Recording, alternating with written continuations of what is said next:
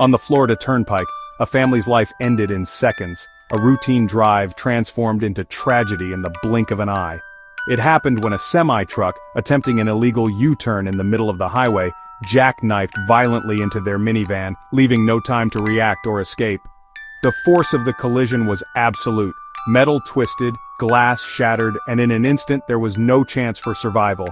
The devastation was total, leaving first responders shaken by the scene. The truck driver fled the scene, abandoning the wreckage and the lives he'd destroyed, sparking a nationwide manhunt that would eventually end with his arrest thousands of miles away in California. But this was not just a random accident, it was the result of systemic failures.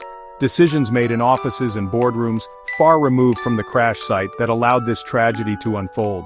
The victims were ordinary people, parents, children, friends, simply following the rules, their lives cut short by a driver who should never have been behind the wheel in the first place. Now, this tragedy has become a flashpoint in a growing national debate about road safety and the standards for who is allowed to operate massive vehicles on our highways. How did someone with no legal right to be in this country manage to obtain a commercial driver's license?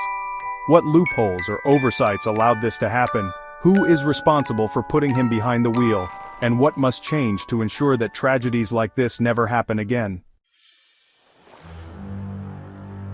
Harjinder Singh, a 28-year-old from India, entered the U.S. illegally in 2018, seeking a better life and new opportunities. Like many before him, he hoped to build a future in America, despite the risks and challenges of living without legal status. Despite his undocumented status, Singh managed to secure a job as a commercial truck driver and even obtained a California commercial driver's license. This credential is typically reserved for those with legal residency and specialized training, making his achievement both unusual and concerning. After a tragic crash, Singh was charged with 3 counts of vehicular homicide and detained for immigration violations. The incident sent shockwaves through the community and brought his story into the national spotlight. The real shock: how did someone in the country illegally obtain a CDL, a credential meant to ensure only qualified legal residents operate massive vehicles on public roads? The question raised alarms about the system's vulnerabilities.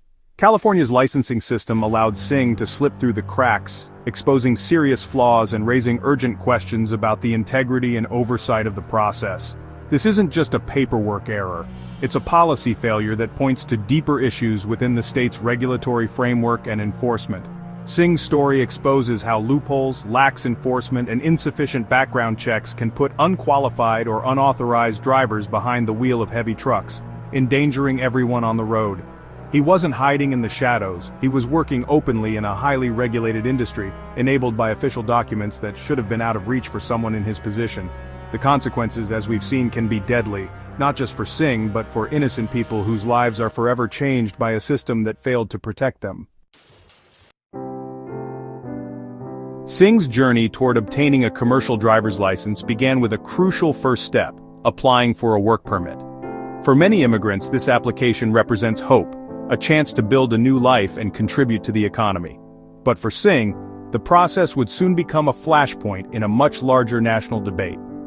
Under the Trump administration, his request for a work permit was denied, reflecting a broader crackdown on immigration and tighter restrictions on who could legally work in the United States.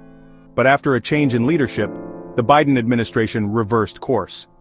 In 2021, Singh's work permit was approved, part of a sweeping policy shift that aimed to provide more opportunities for undocumented immigrants.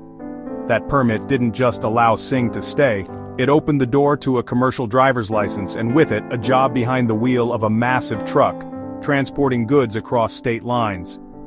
Critics argue that this policy shift weakened immigration enforcement, making it easier for people without legal status to embed themselves in the American workforce and raising concerns about public safety and accountability. Supporters, however, call the new approach compassionate and necessary, saying it gives hardworking people a fair shot. But the Florida tragedy has reignited fierce opposition, with many questioning the consequences of such policies. The decision to grant Singh a work permit was not a clerical error or bureaucratic oversight. It was a deliberate policy choice, debated and enacted at the highest levels of government. The result? A driver with no legal right to be in the country, operating a vehicle capable of mass destruction, a situation that has left the nation divided and searching for answers. After the crash, blame flew between California and federal officials. Governor Newsom's office blamed the Trump administration for approving Singh's work permit. Homeland Security quickly refuted this, clarifying that Singh's permit was denied under Trump and approved under Biden. The federal government doesn't issue CDLs, states do. California's DMV gave Singh his commercial license despite his illegal status. Federal officials say California's sanctuary policies enabled this failure. California points back at federal immigration decisions. Both sides share responsibility for the breakdown that led to tragedy.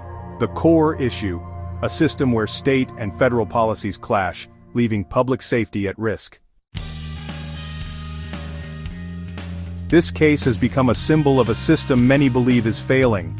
A series of government actions, federal and state, put an unqualified illegal driver behind the wheel. The public is left watching as leaders argue while lives are lost on the highways. Who is responsible for keeping us safe when the system fails at every level? The Florida tragedy wasn't just an accident, it was the result of a long chain of policy decisions. Immigration policy isn't abstract, it has real, sometimes fatal consequences. The debate will continue, but the cost has already been paid in lives.